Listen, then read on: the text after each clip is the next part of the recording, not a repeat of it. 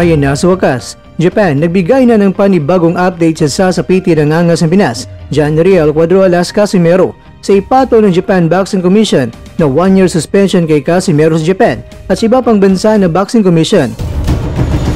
Tinalo dati ni Casimero si Guillermo Rigundo, muling naging kampiyon sa Super Bantamweight Division na ngayon. Undisputed World Champion na si Naoya Inoue ay aba, pinangasan at hinamo na. Dito po galing mga kwento ang balitang ibabagi ko sa inyo. Kaya tara, kwentuhan na!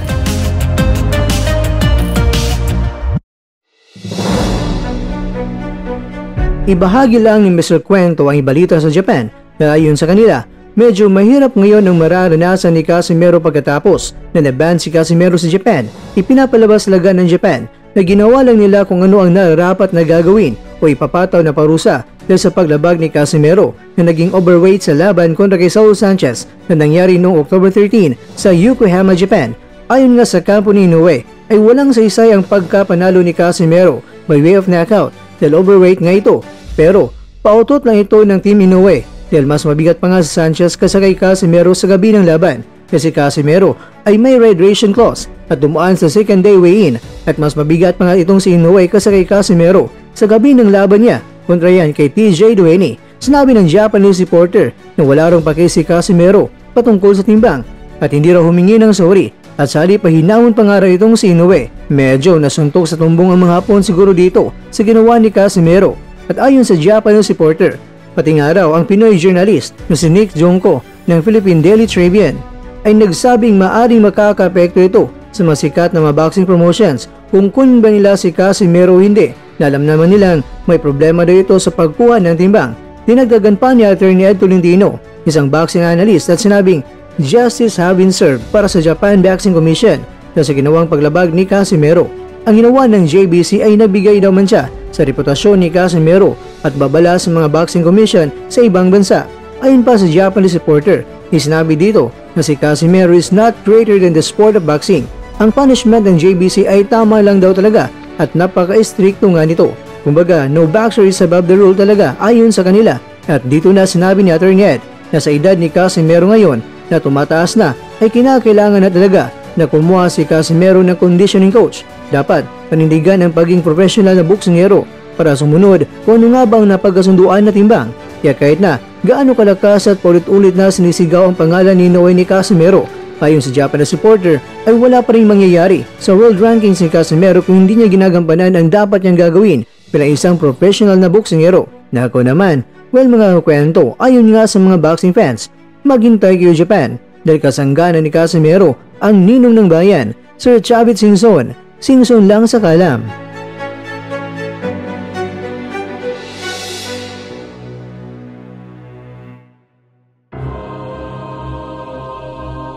Mga kakwento, si Rigo ay WBC International Super Bantamweight Champion na ngayon.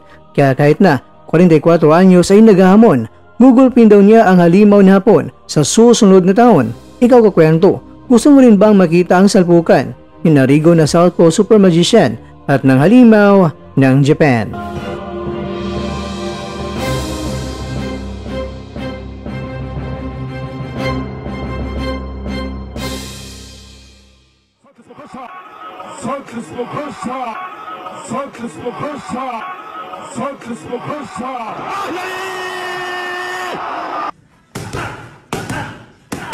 Titok last.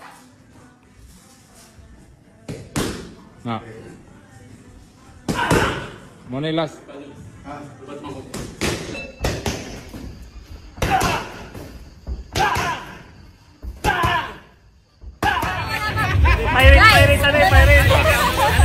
Shoutout, Cuadro-Alas! Napakagwapo, napakapogi, napakabango sa personal.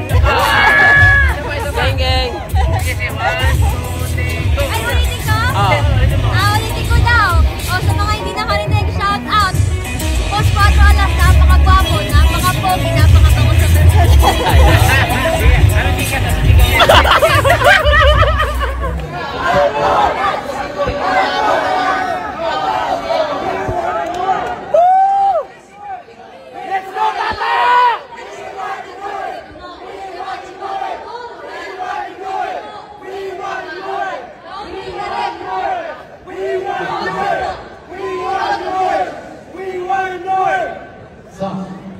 界中の話が強いしました。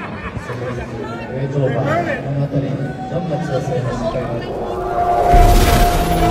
At dyan, nagtatapos ang ating kwento.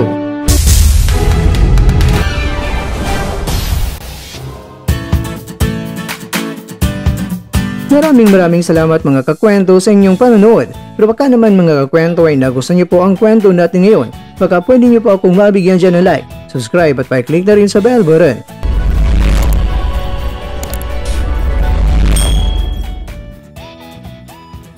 Pero bago tayo matapos mga kwento ay syempre, shoutout po muna tayo dyan sa ating mga kakwento. Ikakwentong Pafwa Neil, ikakwentong Noel de la Cruz, ikakwentong Iron Jet, at ikakwentong nanonood ngayon, shoutout sa iyo dyan. Bueno, hanggang dito na po muna ang ating kwentuhan at abangan nyo na po ating susunod na video. At dito na po yan sa isang channel na kung saan maaring ito'y mga kwentong di pa na kwento sa inyo.